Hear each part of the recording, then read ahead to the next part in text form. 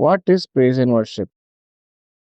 So praise and worship, पहली बात तो प्रेज मतलब जय जयकार, स्तुति। किसकी? परमेश्वर की।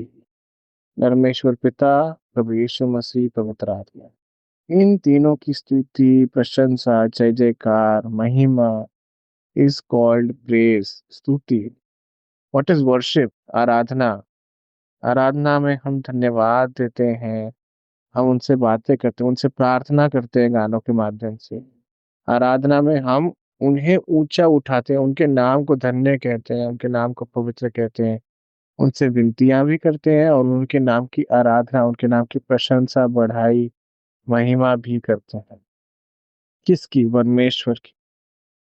सो फर्स्ट ऑफ ऑल, एक चीज हमें बहुत ध्यान में रखनी है जब हम आराधना या स्तुति कर रहे हैं, कि जो भी हमारे गीत हैं should be focusing only on the triune God, या तो पिता परमेश्वर पर, या प्रभु यीशु मसीह पर, या पवित्र आत्मा पर, या तीनों पर।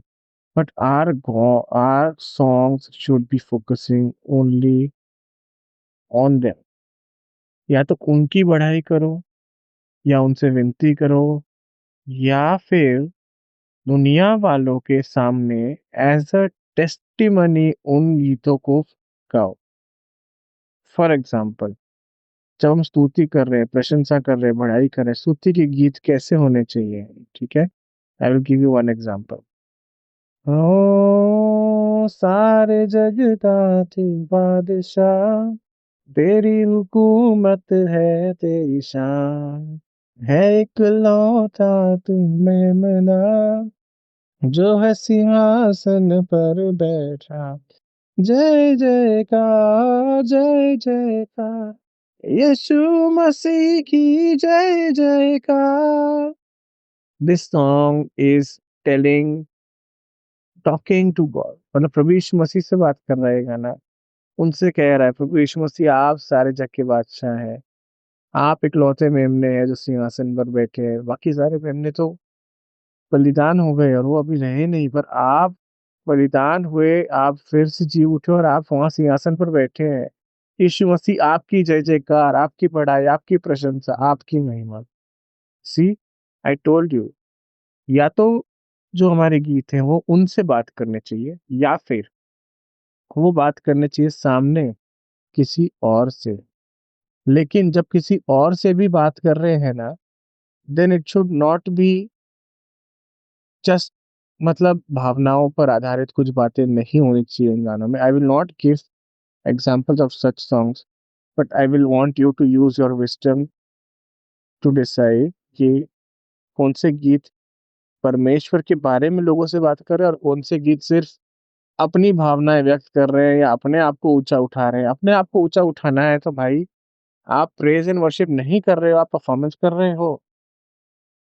अगर आपको दुनिया वालों के सामने, अगर आप कुछ ऐसे गीत गा रहे हो प्रेज के टाइम पे या वर्शिप के टाइम पे, तो दुनिया वालों के सामने आपकी भावनाएं खाली प्रकट कर रहा है, लेकिन वो परमेश्वर के नाम को ऊंचा उठा नहीं रहा है, या परमेश्वर के नाम के प्रति आपकी कोई गवाही नहीं है, या लोगों की कुछ गवाही नहीं है उसमें, that song is not a praise और worship song, it is something else. I don't know what it is, but I don't consider those as a praise और वर्शिप सॉन्ग। ओके, अब जब मैं बोल रहा हूँ कि कुछ गीत ऐसे भी होते हैं जहाँ पे आप डायरेक्ट परमेश्वर से, प्रभु यीशु मसीह से या पवित्र आत्मा से बात नहीं कर रहे हैं, लेकिन आप बात कर रहे हैं लोगों से, लेकिन उसमें भी परमेश्वर के नाम की बढ़ाई हो रही है, प्रशंसा हो रही है, तो ऐसे कैसे हो सकता है? So I will give you some example. देखिए, जैसे आनंदी आनंदी आनंद है मेरे यीशु के चरणों में, आनंदी आनंद है मेरे यीशु के चरणों में, पाप मेरा क्षमा हुआ, श्राप मेरा निकल गया यीशु के रक्त द्वारा, नया जीवन यीशु में, कृपा जीवन यीशु में, पवित्र आत्मा द्वारा। तो इसमें आप डायरेक्टली यीशु मसीह से बात नहीं कर रहे हैं, आप ये गाना उनसे नहीं बात कर रहा है, ये गाना इन जनरल एक गीत है जो एक तरीके से ना दुनिया से बात कर रहा है कि यार यीशु मसीह के चरणों में आनंद है। यीशु मसीह के पास आने से क्या हुआ? आपकी आपकी गवाही है उस गाने में। क्या? आपके पाप क्षमा हुए, हमारे पाप क्षमा हुए, हमारे श्राप निकल गए, नया जीवन मिला, है ना? नया जीवन यीशु में, कृपा जीवन यीशु में, पवित्र आत्मा के द्वारा हम चलाए जाते हैं अब, है ना? ये हमारी एक गवाही है जो दुनिया को हम बता रहे हैं इस गाने के द्वारा। So that is good. क्यों? क्योंकि ये गाना भी जब दुनिया के सामने आपकी गवाही पेश कर रहा है, तो ये परमेश्वर के नाम को, प्रभु यीशु मसीह के नाम को ही ऊँचा उठा रहा है। प्रभु यीशु मसीह के चरणों में आनंद है भाई, आप आओ, है ना? So that's good. भले ही वो गाना डायरेक्ट परमेश्वर, प्रभु यीशु मसीह या पवित्र आत्मा से बात नहीं कर रहा है, लेकिन फिर भी वो गीत जो है, वो लोगों से बात कर रहा है कि परमेश्वर की तरफ फिरो भाई, उनके पास आओ, जो है उनके पास ही है, okay? So that is called praise songs. अब मैंने जैसा एग्ज़ाम्पल दिया, मैंने जैसे बताया जो भी हमारे गीत हैं 3 चीज़ें करनी चाहिए। या तो हमारे गीत परमेश्वर की बड़ाई करनी चाहिए, प्रशंसा करनी चाहिए, या चाहे वो स्तुति के गीत हो या आराधना के गीत हो, ओके? या फिर वो लोगों से बात करनी चाहिए, लेकिन लोगों से बात करते समय भी वो एक गवाही पेश करनी चाहिए। अब मैं गवाही का एक और एग्ज़ाम्पल देता हूँ, जैसे आहा आनंद है, महा आनंद है, मेरे यीशु के चरणों में। कोई दुःख भी नहीं, कोई दर्द भी नहीं, सिर्फ़ आनंद ही आनंद है। ये गीत भी लोगों को बता रहा है कि देखो भाई, आनंद है प्रभु यीशु मसीह के चरणों में, महा आनंद है। कोई दुःख नहीं, कोई दर्द नहीं, प्रभु यीशु मसीह के पास जब आते हैं, हम सब से उभर जाते हैं, है ना? So this is the second example. ऐसे आप बहुत सारे एग्ज़ाम्पल सुन पाएँगे। थर्ड इज़ जहाँ आप विनती करते हैं परमेश्वर से या प्रभु यीशु मसीह से या पवित्र आत्मा से, और आप उस गीत के द्वारा कुछ विनती कर रहे हैं, कुछ प्रार्थना कर रहे हैं, okay? I will tell you this. इसके 2 एग्ज़ाम्पल बताता हूँ। जैसे समझ लीजिए एक गाना है, पवित्र मुझे बना दे प्रभु, शुद्ध मुझे कर दे प्रभु, ताकि तेरे जैसा बनूं।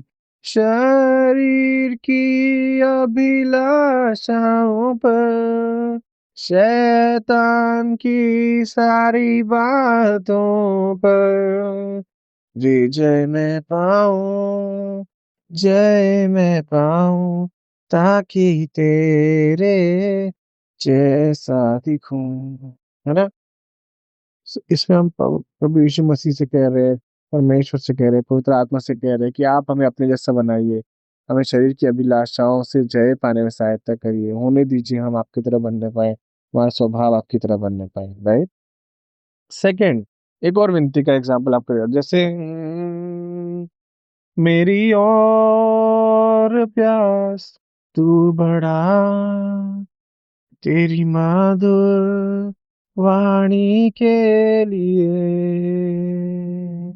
जो वचन बोया जाए, 100 गुना फलवंत होए।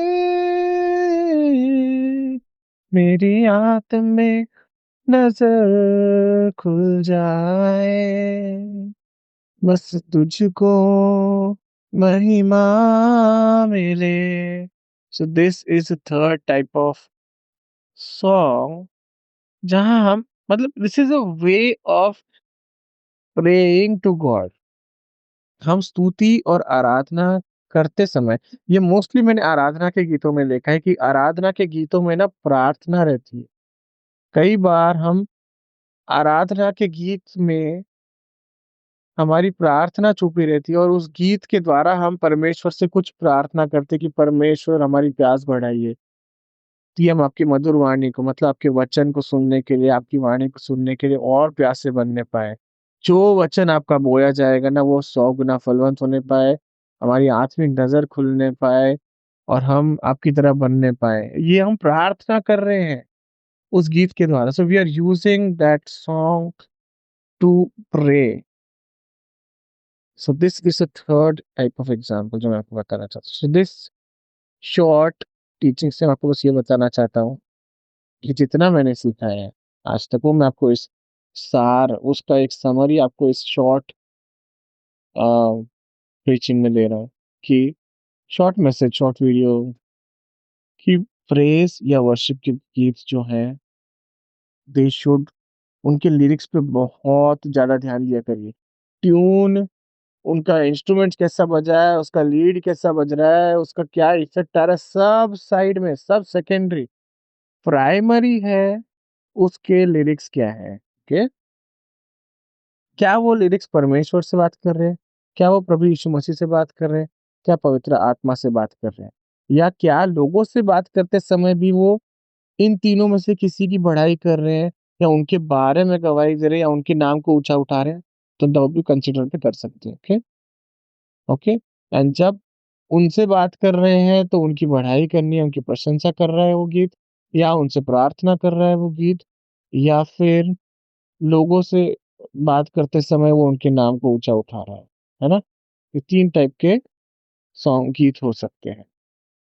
एंड जब आप ऐसे गीतों को शॉर्टलिस्ट कर लें जिनका लिरिक्स आपको लग रहा है हाँ, ओके है, उसके बाद मैं आपको कुछ ऐसे भी, मेरे पास ऐसे भी काफ़ी सारे गीत हैं जिनके लिरिक्स बहुत अच्छे हैं, बट अगर उन गीतों को हम सुनते हैं ना, तो वो अंदर से कैसा बोलते हैं ना, पवित्र रीडिंग नहीं आता है कि यार ये मतलब आत्मा से बनाया हुआ गाना है। कनेक्ट नहीं हो पाते हम उस गीत के द्वारा परमेश्वर से। और कुछ गीत ऐसे होते हैं बस आप प्ले करो एंड डायरेक्टली आप उस गीत के अंदर घुस जाओगे, और वो गीत के थ्रू आप परमेश्वर की तरफ डाइवर्ट हो जाओगे। अरे वाह! परमेश्वर, मतलब उनकी तरफ पूरा आपका ध्यान फिर जाएगा। कुछ गीत ऐसे रहेंगे जिनका लिरिक्स भी कितना भी अच्छा हो, पर ट्यून भी शायद अच्छा हो, कैसा भी हो, बट आप उस गीत में घुस के परमेश्वर की तरफ आपका ध्यान नहीं जाता है। आपका ध्यान कहीं और चला जाता है। सो ऐसे गीतों को नहीं लेना है। आपको उन गीतों को सुनते टाइम आपको आपकी आत्मा में आपको कैसा फ़ील हो रहा है ना, इस पर भी बहुत ध्यान देना है। क्या वो गीत सुन के आप परमेश्वर की तरफ लीड हो रहे हैं, उनकी तरफ अट्रैक्ट हो रहे हैं या नहीं हो रहे हैं? अगर नहीं हो रहे हैं, then maybe that song has to be not considered, okay? Second thing ये था, मतलब सॉन्ग्स को अब शॉर्टलिस्ट कैसे करना है, प्रेज़ एंड वर्शिप में लेने के लिए मैं आपको वो बता रहा हूँ। पहला लिरिक्स, सेकंड क्या आपको आत्मा में वो फ़ील हो रहा है कि वो आपको परमेश्वर से कनेक्ट करा रहा है, ठीक है? थर्ड थिंग हमें ये कंसीडर करना है कि उसका जो ट्यून है, उसका जो भी ट्यून है, वो किसी वर्ल्डली सॉन्ग के ट्यून से मैच नहीं होना चाहिए। कई बार मैंने ऐसे गीत आजकल सुने हैं जो वर्ल्डली सॉन्ग्स के ट्यून से बहुत इंस्पायर्ड हैं। बहुत ज़्यादा वहाँ से इंस्पायर होके उन्हीं के कॉर्ड का प्रोग्रेशन, वही ट्यून, वही मतलब मेलोडी उठा के डाल दिया गया है। बस वर्डिंग्स चेंज करके प्रभु के लिए यूज़ कर दिया है। इन गीतों को लेने का आई विल टेल यू कि डिसएडवांटेज क्या है। आप जब इन गीतों को ऐसे ही चर्च में गाएँगे या बजाएँगे, प्ले करेंगे, तो आप सोचिए चर्च में आए हुए लोगों का ध्यान किधर जाएगा? क्या उसके द्वारा उनका ध्यान परमेश्वर की तरफ जाएगा?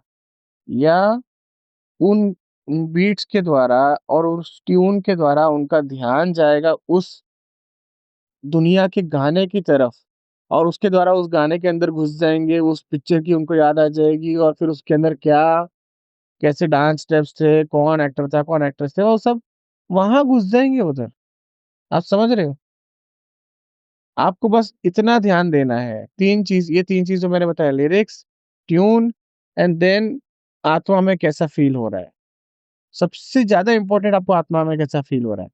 क्योंकि जो भी गीत प्रेज़ एंड वर्शिप में लिए जाते हैं ना, उनका एक ही मकसद होना चाहिए। पहली बात तो जैसा मैंने बताया, परमेश्वर की बड़ाई करना, प्रशंसा करना, या लोगों के सामने गवाही देना, या परमेश्वर से प्रार्थना करना। एंड इसके लिए लिरिक्स अच्छा होना चाहिए, लेकिन लिरिक्स के अलावा ट्यून अच्छा होना चाहिए। उसके अलावा जो ये लास्ट पॉइंट मैंने बताया ना कि आत्मा में आपको कैसा फ़ील हो रहा है, that is the most important part. अगर आपको आत्मा में ये नहीं फ़ील हो रहा है ना कि वो गाना आपको परमेश्वर के करीब लेकर जा रहा है, आपको उनसे कनेक्ट करा रहा है, then there is a problem.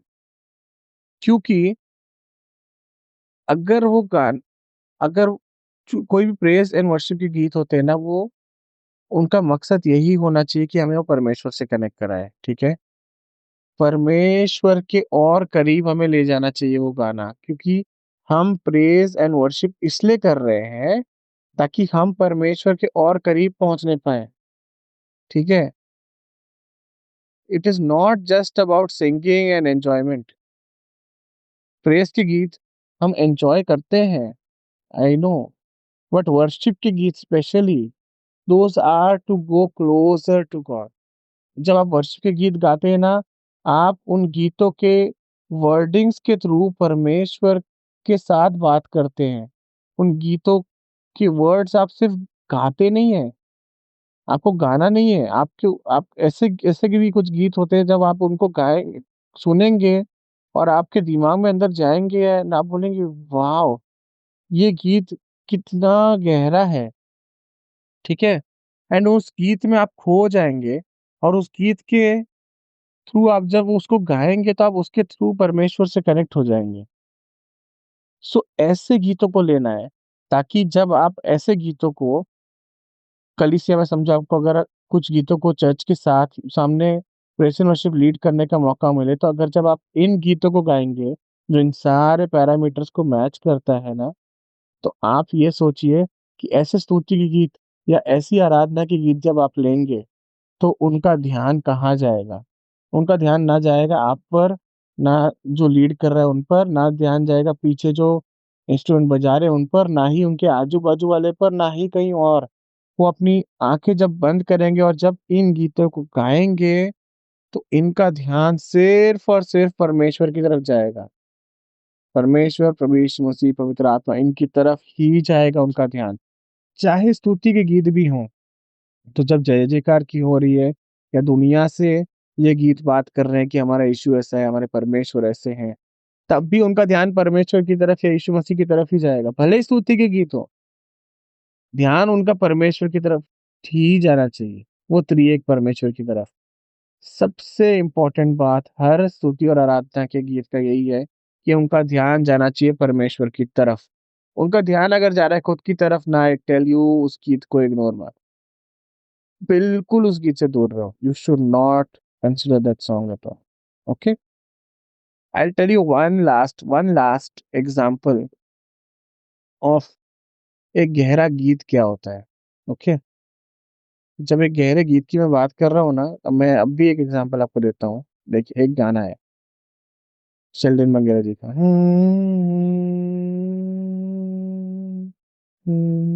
रहमत है तेरी, रहमत है तेरी, रहमत है खुदा, बख्शा है तूने इस नाचीज को, बख्शा है तूने इस नाचीज को, बख्शा है तूने सारी मानव जाति को, है सलीब के खून से माफी मिली मुझको, तेरे इश्क ने के जुनून ने जीत लिया हमको, रहमत है तेरी, रहमत है तेरी, रहमत है खुदा। जब मैंने इसको बहुत बार गा चुका हूँ, ये मेरे दिल को छू गया, मेरे को परमेश्वर की तरफ फेर दिया इस गीत ने, मैंने बहुत बार इस गीत को गाया है। लेकिन आज ही जब मैं इस गीत को गा रहा था, एक मुझे संगति में गाने का मौका मिला और मैंने ये गीत को गाया, तब वो गीत गाते-गाते मेरे अंदर पता नहीं कैसे इस गीत की गहराई मुझ में रिवील हुई।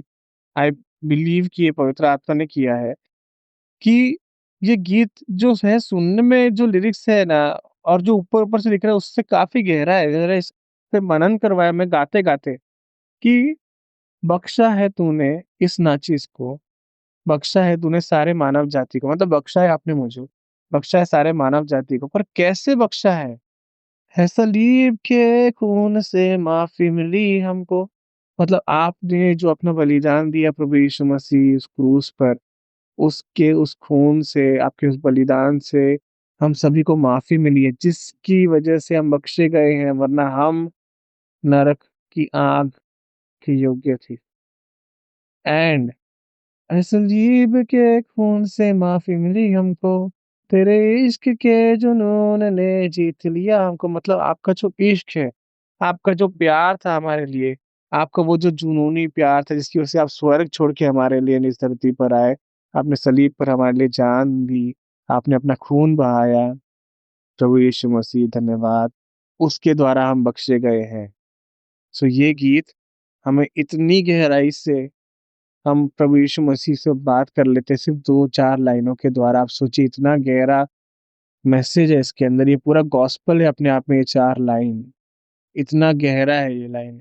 इसके अलावा इसका सेकंड पैराग्राफ ऐसा है, अपनाया तूने इस नाचीज़ को, अपनाया तूने सारी मानव जाति को, पहचान तेरी मिल गई मेरे नाम को, तेरी आँखों के नूर से रोशनी मिली हमको। ओके, सो हम इस गीत के द्वारा क्या कह रहे हैं? प्रभु आपने हमें अपनाया है। कैसे अपनाया? आपकी पहचान हमें मिली है। आपकी पहचान मिल गई है मेरे नाम को। कैसे? हम जब बाहर जाते हैं तो लोग क्या कहते हैं? अरे ये मसीही है। ये यीशु मसीह के पीछे चलने वाले लोग हैं। करेक्ट? क्यों बोलते हैं? उनके नाम की पहचान हमें मिली है। उनका स्वभाव हमारे अंदर आया है। हम उनकी तरह जीवन जीते हैं। समझ रहे हैं? उन्होंने हमें अपनाया है, अपनी तरह बनाया है। राइट? एंड और तेरी आँखों के नूर से रोशनी मिली हमको। वो हमारी दृष्टि को खोलते हैं, वो हमें रोशनी देते हैं जब भी हम अंधियारे से जाते हैं, जब भी हम अंधेरी तराइयों में से जाते हैं, हमको लगता है कि कोई रास्ता नहीं है, उनकी ज्योति से हम देख पाते हैं आगे क्या है। वो हमारे लिए नए मार्गों को खोलते हैं, हमारे लिए सारे अंधियारे से बाहर निकल कर हमारी ज्योति में लेकर आते हैं, है ना? इतना गहरा है ये गीत। सो आप सोचिए, 4 लाइन का ये पैराग्राफ, 4 लाइन का दूसरा पैराग्राफ, 2 लाइन का खाली कोरस। 10 लाइन के इस गीत में हम कितनी गहराई में घुसकर प्रभु यीशु मसीह की आराधना कर पा रहे हैं। कितना गहरा मैसेज है, कितनी गहरी बात है जो हम प्रभु यीशु मसीह को सिर्फ 10 लाइन गाने के द्वारा बता पा रहे हैं। ये होते हैं गीत। ये होते हैं गीत जो आत्मा को पूरी तरीके से रिवाइव कर देते हैं और पूरी तरीके से वो मतलब पकड़ लेते हैं, अरे भाई प्रभु यीशु मसीह के करीब जा, और हम उससे प्रभु यीशु मसीह से कनेक्ट हो जाते हैं, परमेश्वर से या पवित्र आत्मा से कनेक्ट हो जाते हैं और हम उनके बहुत करीब चले जाते हैं। ठीक है? So I will end my message over here. मैंने सोचा था मैं बहुत शॉर्ट में बता पाऊँगा बट बहुत लंबा हो गया है। सो इन शॉर्ट मैं आपको बस ये कहना चाहता हूँ कि गीतों को कैसे लेना है, कौन से टाइप के गीत होने चाहिए, और आई होप आप इस मैसेज से समझ गए होंगे, आपने पॉइंट्स नोट किए होंगे। I request you, I request you कि आप इसको फॉलो करिए। आप पवित्र आत्मा से भी गाइडेंस मांगिए। हर गीत को लेने से पहले प्रेज़ एंड वर्शिप में आप प्रे करिए पवित्र आत्मा से कि आप हमें गाइड करिए। पवित्र आत्मा, आप हमारे कोयर लीडर हैं, आप मुझे गाइड करिए कि मैं कौन से गीतों को लूँ, किस स्केल में लूँ, कैसे बजाऊँ, ताकि वो गीत जब मैं गाऊँ, जब मैं बजाऊँ तो वो मेरी तरफ लोगों को ना अट्रैक्ट करें, वो सिर्फ़ परमेश्वर की तरफ लोगों का ध्यान लेकर जाएँ। ताकि लोगों का ध्यान परमेश्वर की तरफ जाए, वो उनकी आराधना प्रशंसा करके परमेश्वर की ओर करीब जाने पाएँ। और मैं जब खुद लीड करता हूँ, मेरा भी यही परमेश्वर से प्रार्थना रहती है कि परमेश्वर, जब मैं गा रहा हूँ, मैं खुद आपकी करीबी को महसूस करना चाहता हूँ, मैं खुद आपके करीब आना चाहता हूँ। मेरा मकसद ये नहीं है कि मैं चर्च को लीड करूँ और मैं चर्च को गाने के लिए उनको उत्साहित करता रहूँ, उनको मतलब मोटिवेट करता रहूँ, गाओ, गाओ, गाओ, गाओ, और मेरा ध्यान उसी में लगा रहे और मैं परमेश्वर से बात ही नहीं कर रहा हूँ। नहीं, मेरा फुल फ़ोकस यही रहता है, मैं परमेश्वर से जुड़ूँगा। चाहे स्तुति के गीतों में तो मैं आँखें खोलता हूँ, लेकिन आराधना के गीतों में मोस्ट ऑफ द टाइम मेरी आँखें बंद रहती हैं।